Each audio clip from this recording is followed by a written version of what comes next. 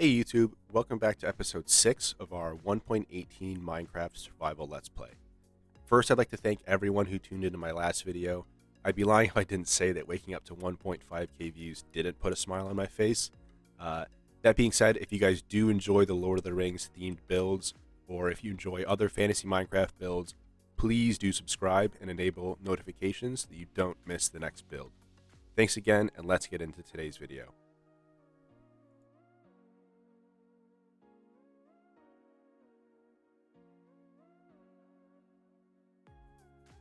Alright, so to start today's video off, we're going to be building a villager breeder. I almost always start off with a villager breeder as I find it to be one of the easier farms to build, as well as one of the most important. All of the farms I'll end up building require some form of redstone contraptions, and lots of iron. So the villager breeder should set us up well to get into an iron farm in the near future. I believe for this villager breeder, I'm using Logical Geek Boy's design. I think it was made for 1.16, but I find it still works well in 1.18, and I think it's a really easy design to build, so if it ain't broke, don't fix it. Anyways, I'll shut up and let you guys enjoy the rest of this here time-lapse, and then I'll get into the iron farm.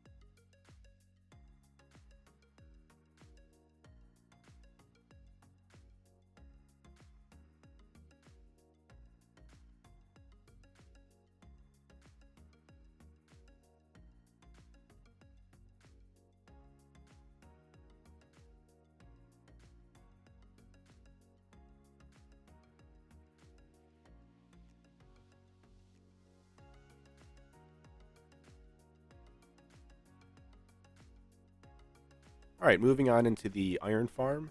I'm using the popular 1.18 design that I've seen all over YouTube. I'm not entirely sure who created this design, but if you just give 1.18 iron farm a search, you'll find all the necessary videos. This farm is definitely small, but it works well enough and it fits all of my iron needs for the foreseeable future. It definitely doesn't fit with the aesthetic of this place, with our little Shire build here. But this is just going to be a temporary build. I'm going to probably farm as much iron as I can out of this, and then once I've wrapped up this area, I'll remove it and build a larger one in a better location. So this is just to get me going, get my foot in the door so I can have some iron for my redstone builds. Contrary to the villager breeder, I actually can't stand building iron farms. Definitely my least favorite farm to build, pretty much because I'm terrible at, I guess you could call it technical Minecraft. More so just trapping zombies, moving villagers about is just definitely not my forte. Plus, I definitely consider myself more of a builder, so technical Minecraft, if you want to call it that, can definitely be lost on me sometimes. Something I eventually realized with this build was that I built the iron farm a bit too close to that hill there. I had to trim away quite a bit so that the golems would only spawn on the platform. And then once I had a bit of iron, I went ahead and replaced that glass staircase with a line of hoppers leading into a few chests for a bit of bulk storage there.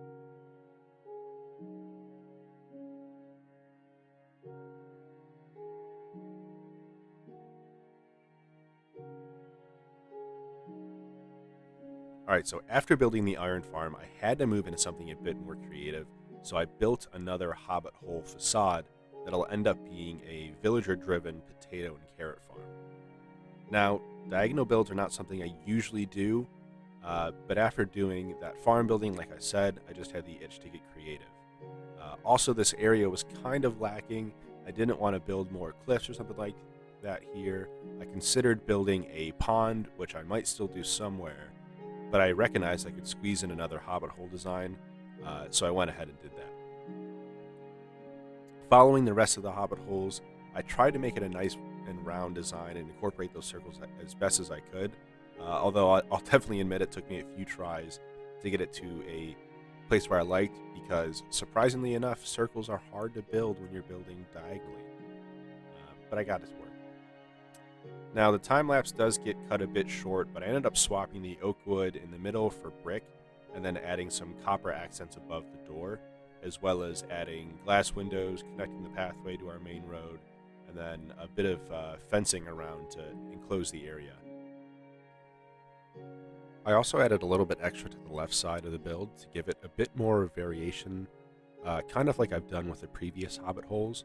Not only does this make this wider, but it also helps make the area a whole lot less uniform.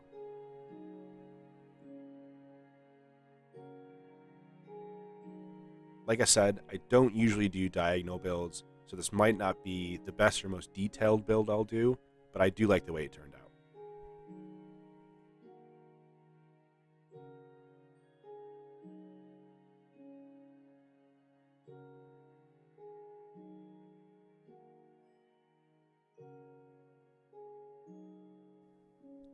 Alright, so keeping the creative juices flowing, I go ahead and build a creeper farm interior next. I keep the inside of this farm pretty simple, as it's just going to be a storage room for all the gunpowder, so I don't need to go too crazy with it. Once I build the farm next episode, I'll be adding a creeper viewing area on one of the walls so that we can see the creepers coming into the farm. It'll add a bit of ambiance or whatnot. For the minimal interior detail, I added some archways across the room to break it up. It adds some nice height variation, and as you'll see in a bit, it gives the room a nice atmosphere.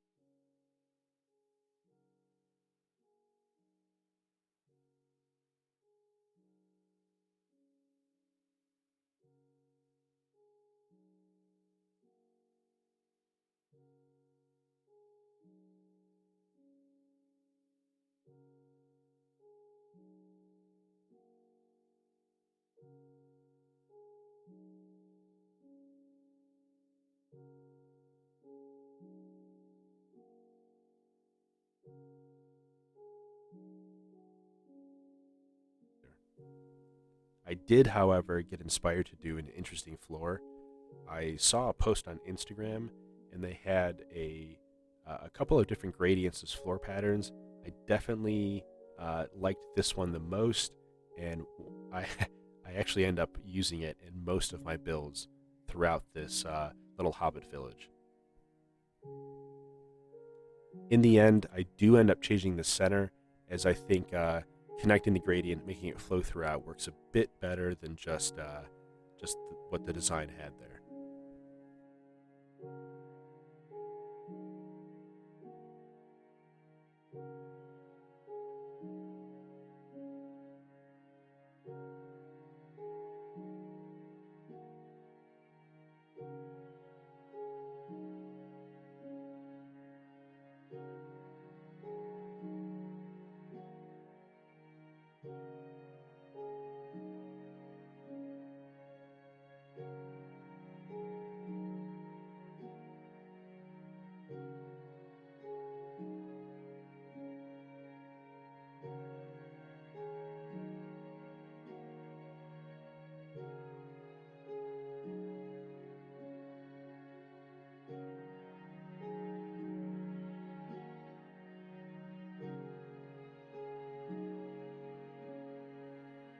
After that, I go ahead and fill in the roof with some stone and andesite, and then get a few lanterns in for lighting, and here is the final result.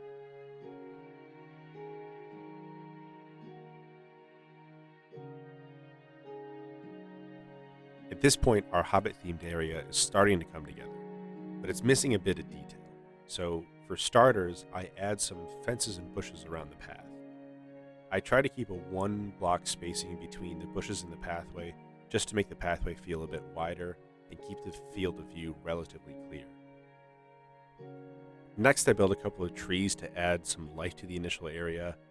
Custom trees have to be one of my favorite things to build, along with cliffs, as they add so much more natural looking detail to any build. In my opinion, landscaping, foliage, good trees, they can turn an average build into a fantastic one. After we finish the trees, I go ahead and add a wheat field to take up one of those blank sections that we've got here. This is purely detail. I'm probably never going to use this as an actual wheat farm, mainly because I didn't put any water sources down, and I did that intentionally. I still could farm the wheat. The only issue that I'll run into is if I don't immediately replant the seeds, then there's a good chance that the farmland there is going to dry out. So to avoid all that tediousness, this is just going to be a purely aesthetic build, and I'll use some of my other wheat farms for breeding and whatnot. Now this is going to be all the detail I add for now, as the other blank areas have builds planned out for them, and I usually like to do the detail last, so I'll wait until I have those builds completed.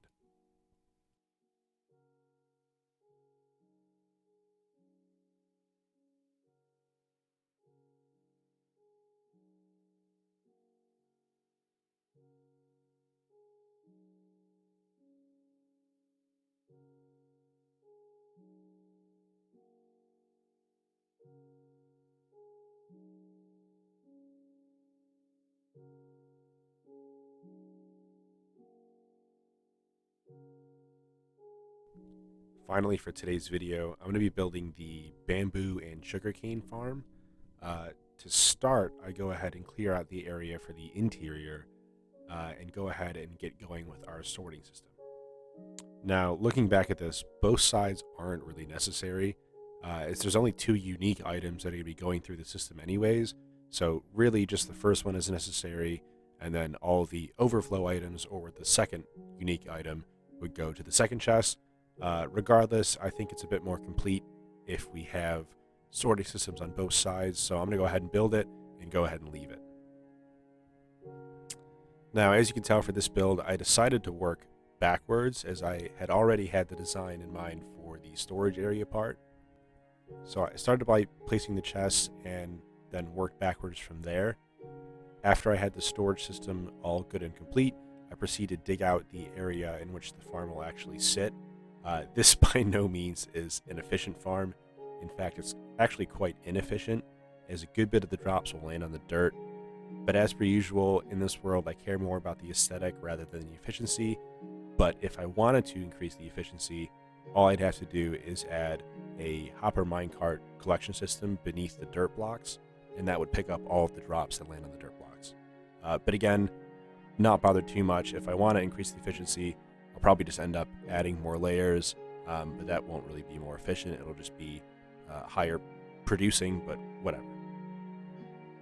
One thing this farm does have going for it is that I placed the bamboo and sugarcane in an alternating fashion. I always left the bamboo in the same line as the observers. This saved me resources on observers, and I think it gives a bit of boost to the production rates of the farm, I guess, as the bamboo grows a bit faster than the sugarcane, so it triggers the observers more often. Whereas, you know, it might be there might be only 1 or 2 sugarcane that have grown on that row, but it's kicking them out a bit faster. The farm design for this has to be one of the most simple redstone contraptions you can make. Like the iron farm, there's plenty of tutorials found on the internet, so I'll just skip over that for now. It's a very tileable design, so like I said, if I wanted to increase the production, all I'd have to do is just build more layers. I settled on 4 layers to this farm, as I don't think I'll need much more than that. I plan on using some of the bamboo sticks for our super smelter, and the sugarcane mostly for rockets and trading, but this should last us for a while.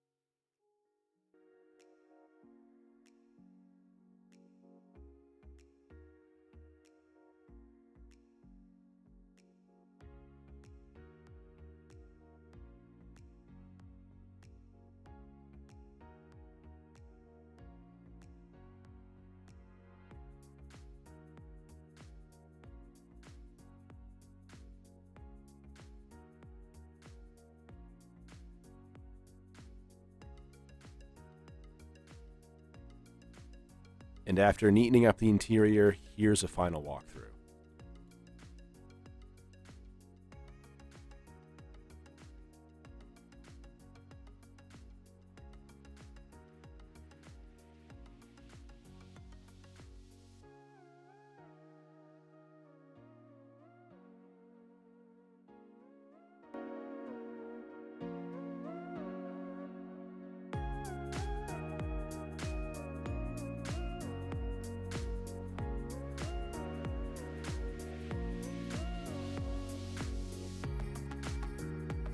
And with that, today's episode comes to a close. I do apologize for the length. I want to try and keep these videos a bit closer to 15 minutes, but we did make a lot of progress today, so I'm super excited about that and for what's to come next. If you made it all the way to the end of the video, let me know in the comments below what your favorite build is so far within this series. Please don't forget to like and subscribe and turn on your notifications if you want to see more Lord of the Rings inspired builds. Thanks again for watching, and I'll see you in the next video.